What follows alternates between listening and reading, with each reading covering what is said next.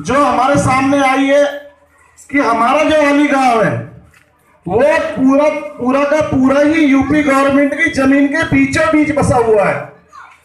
और हमें तो ये समझ में नहीं आता।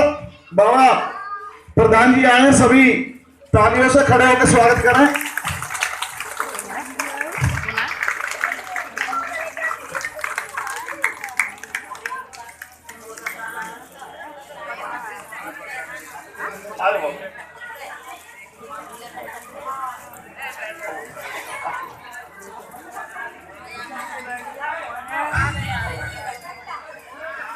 आप सबने जो पंचायत बुलाई है वो अपना घर परिवार समझ के बुलाए हैं, तो जो हमें जानकारी है वो हम आपके सामने रखेंगे और जो हमारे समाज की जो जिम्मेवारी होगी उसके साथ हम आपके साथ कंधा से कंधा मिला के चलेंगे। रही बात, क्योंकि ये सब चीज हमारे सबके जहन में होनी चाहिए। हमें करना क्या है, निर्णय हमारे बुजुर्ग लेंगे और हम और आप उनके साथ पढ़ेंगे, तभी हमें सफलता मिल पाएगी। तो आपके सामने जिक्र हो रहा था कि आप पुरानी आबादी बसी हुई है और अली गांव में ही बार बार सर्वे किया जा रहा है, तो ये हमारे साथ क्यों हो रहा है, मेरी समझ से परे है।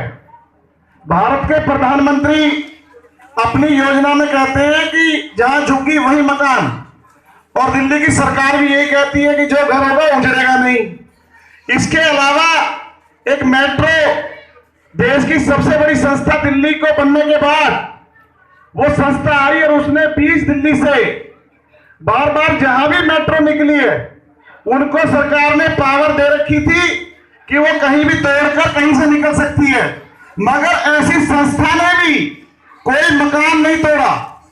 जो आपके सामने ओखला विधानसभा उसके बीच में छत्तों से इधर घुमा घुमा के निकाला है, तो ये चीज हमारे समझ से परे है।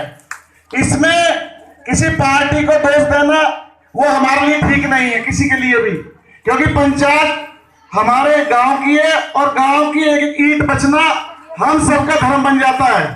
जितने लोग यहाँ बसे हुए हैं, जितने लोग ये पुष्पों पे बसे हुए हैं, ये अली गांव की रक्षा के लिए चीन की दीवार से मजबूत लोग हैं।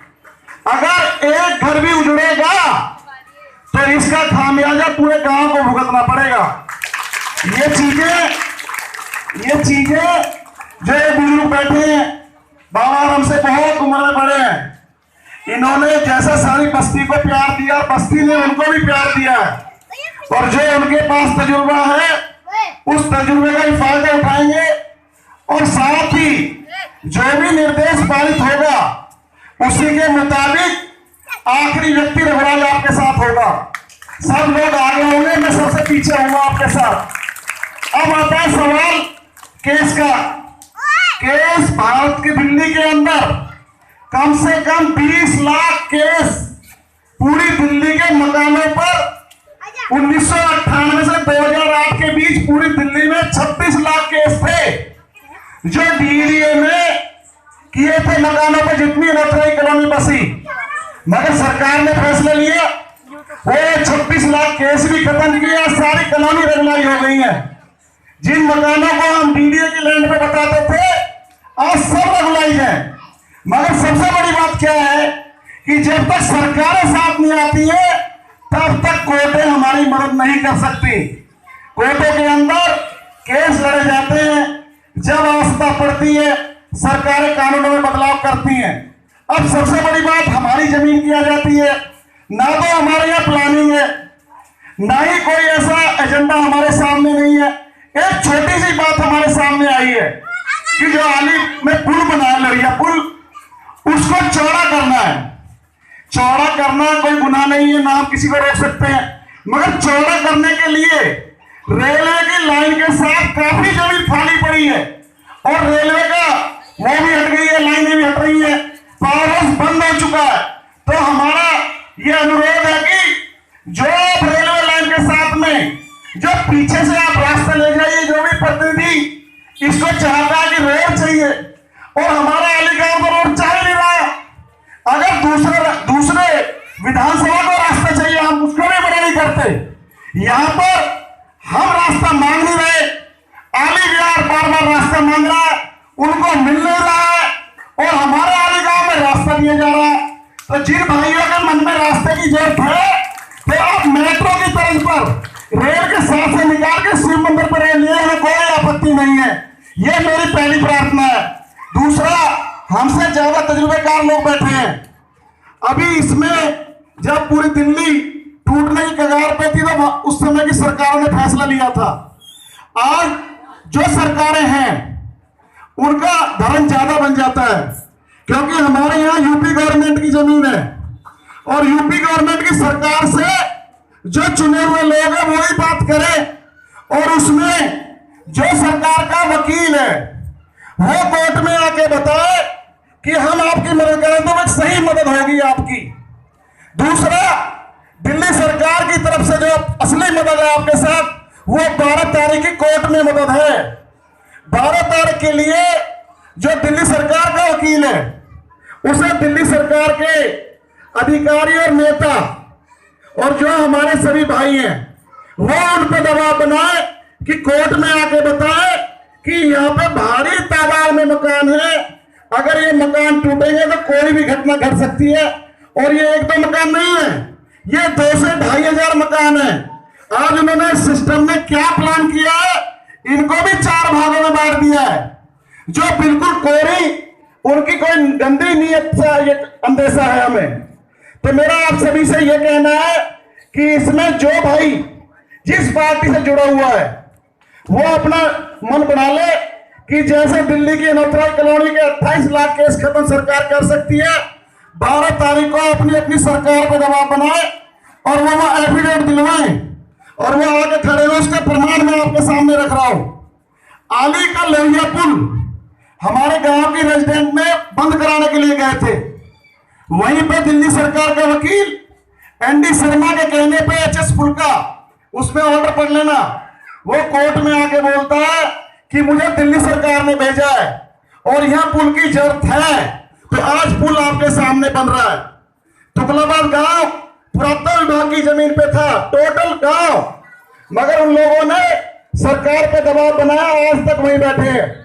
अगर नेक नीयत से जो जिस पार्टी के साथ है, हमारी पार्टी भले ही नहीं है मगर हम आपके साथ हैं, तो हम आपके साथ हैं। हमें निवेदन उन सरकारों से करना है, मैं किसी का नाम नहीं ले रहा हूं, और उसके लिए थोड़ा सा संगठित आपको होना पड़ेगा, और सबके पास मात्र 10-10 लोग जाएंगे और उन पर दबाव बनाएंगे, ये भैया अपनी सरकार से कहे कि हमारे मकान न टूट जाए। जिसके पास जो नेता, बड़ा नेता है, चाहे एमपी है, चाहे एमएलए के पास मंत्री है, पहले उनसे कहो कि 2 से 3 दिन के अंदर हमारे घरों का सर्वे कर लो, हम कितने पुराने लोग रह रहे हैं। उसके बाद सरकार का दखल आ जाएगा, तो 12 तारीख को कोर्ट में सरकार की तरफ से आने के सामने अगर आएगा तो उससे भारी मदद हमको हो जाएगी। और मुझे नहीं कहना चाहिए कि जो कोर्ट के अंदर की प्रक्रिया है उसमें भी अभी आपके ऊपर मदद की दरकार है। जो कोर्ट के अंदर में सुनने मिला, जो हमारे वकील ने बताया, वहां कोर्ट के अंदर ये बात भी आई है कि आप स्टैंडिंग काउंसिल यूपी गवर्नमेंट का, कि आप बता दो कि जमीन आपके यूज में नहीं है, अगर यूज में नहीं है तो आप इसे छोड़ दीजिए, मगर उनके ऊपर सरकार का भी दबाव है। तो हमारी आप सबसे ये गुजारिश है कि जिसका जहां भी ताकत बनती है, जो अपने हिसाब से अपनी बात रख सके, और ये भी मैं आपको बता रहा हूं, हमारी गांव की इज्जत रखने में आप सबने कभी कमी नहीं छोड़ी है, तो वो एहसान हमारे ऊपर भी है, और हम सब आपके साथ खड़े हैं। और जितने लोग जीते हैं, चाहे 2003 का चुनाव है, उसमें 436 वोटों से इसी पुश्तैनी, इसी गांव ने उन लोगों को जिताया। 2007 में यहीं से उस पार्षद को भी जिताया, और हम हमारे साथ भी रहे, और बार बार इस कम्युनिटी ने गुर्जरों का साथ दिया है और गुर्जरों को जिताया है। आज सबसे बड़ी जिम्मेवारी गुर्जरों के ऊपर है। अगर आपको उजड़ेगा तो गुर्जरों का ऊपर सबसे बड़ा दोष होगा। ना आपने कभी धर्म देखा, ना कोई बराबर देखी, हमारे गांव के सम्मान में आप खड़े रहे।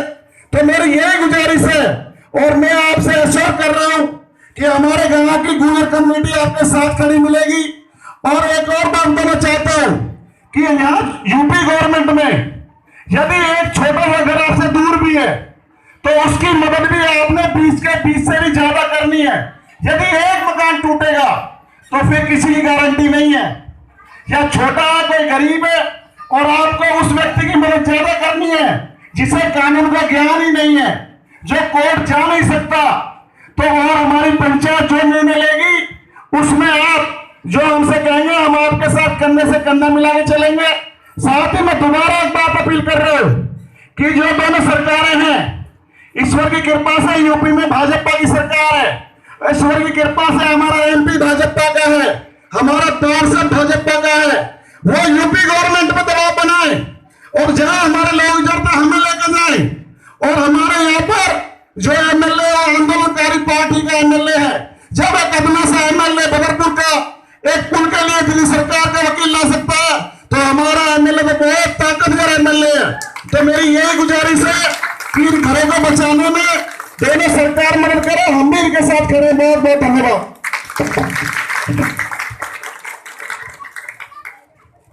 बहुत बहुत धन्यवाद बड़े भाई। आपने जिस तरीके से जितनी बारीकी से हम लोगों का मार्गदर्शन किया है उसके लिए बहुत बहुत धन्यवाद आपका। मार्गदर्शन की अगली कड़ी में जोड़ते हुए मैं भाई विश्वास पहलवान जी से निवेदन करूंगा कि वो भी यहाँ आए और हमारा मार्गदर्शन करें। इस मंच पर, इस महापंचायत में इस मंच पर बैठे हमारे भीष्म पितामह जी दादा भोले प्रधान जी के लिए जोरदार ताली बजाने का। आज इस गांव के अगर भीष्म पितामह जी कोई है तो हमारे दादाजी भोले प्रधान जी हैं। और इनकी सुपुत्री में इनकी ही आदेश से हम लोगों ने पंचायत रखी है और इनके ही आदेश से हम आगे बढ़ेंगे। इन्होंने कहा बेटा मेरी बहुत तबीयत खराब है, मैंने कहा नहीं दादाजी आपको एक बार चलना पड़ेगा। आपको देख के ही हमारे दिल में ऊर्जा भर जाती है। वतन की जो बातें सुनाने लगेंगे तो पत्थर भी आंसू बहाने लगेंगे। वतन की जो बातें सुनाने लगेंगे तो पत्थर भी आंसू बहाने लगेंगे। अगर इस भीड़ में खो गई अहमियत तो उसे ढूंढने में जमाने लगेंगे। कहते हैं कि भगवान भी उनकी मदद करता है जो हौसला रखते हैं। गर्द से उनसे दूर रहती है जिनके सरों में जनून होता है। गर्द से उनसे दूर रहती है जिनके सरों में जनून होता है। और आंधियां उनका क्या बिगाड़ेंगी जिन चुराहों में खून होता है। मैं दादा पहलवान से भी गुजारिश करूंगा कि वो आगे आ जाए और भाई लेकर के कुंवर प्रधान जी लेकर के आए दादाजी को, दादा पहलवान जी को लेकर आए आगे।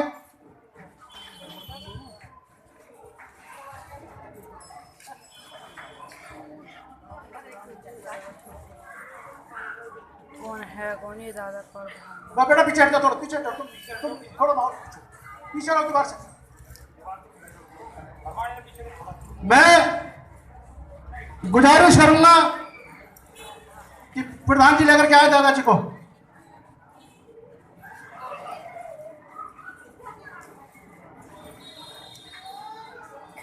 और रघुराज भाई ने सब कुछ समझा दिया था आपको और मुझसे पहले भी बहुत लोगों ने समझा दिया आपको। हमारे देश के प्रधानमंत्री जी 72,000 लोगों को चाबी देने जा रहे हैं उत्तर प्रदेश में। और माननीय हमारे मुख्यमंत्री जी योगी जी 72,000 लोगों को चाबियां देने जा रहे हैं मकानों की। एक बार दादा पहलवान जी के लिए बहुत जोरदार ताली बजाएं।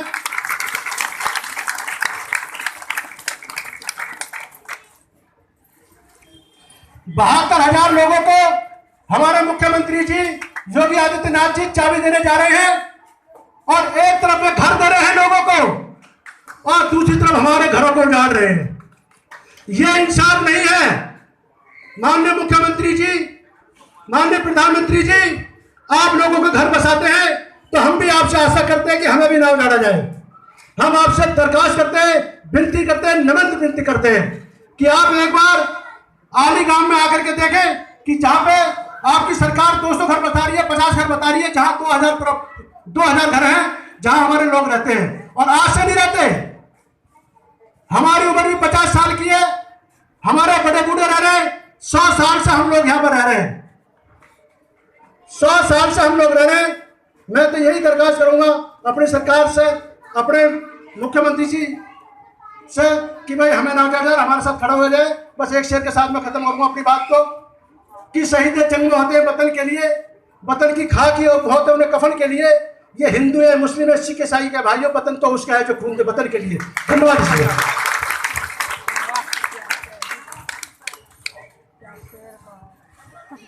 बहुत बहुत शुक्रिया पहलवान जी, बहुत ही कम शब्दों में आपने सारी बात अपनी वाक्यों से जाहिर कर दी कि कितना जुनून आपके अंदर है।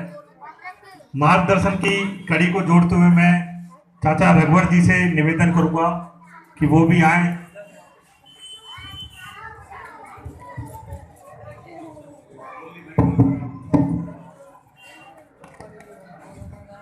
उसके बाद चाचा में थोड़ी परेशानी हो रही है। उसके बाद मैं बाबा वीरेंद्र से रिक्वेस्ट करूंगा कि आप सभी लोगों का मार्गदर्शन करें।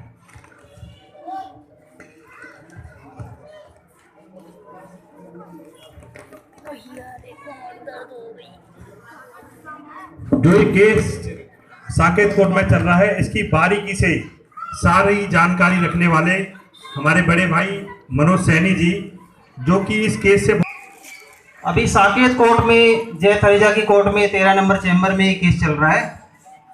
तो सबसे पहले मैं थोड़ी सी इसकी बैक हिस्ट्री बता देता हूँ। यूपी एरीगेशन का केस था, ये दिल्ली की पीजीएन सोसाइटी के साथ में, जो एग्रीकल्चर लैंड को लेके केस था। 1975 में एग्रीकल्चर के लैंड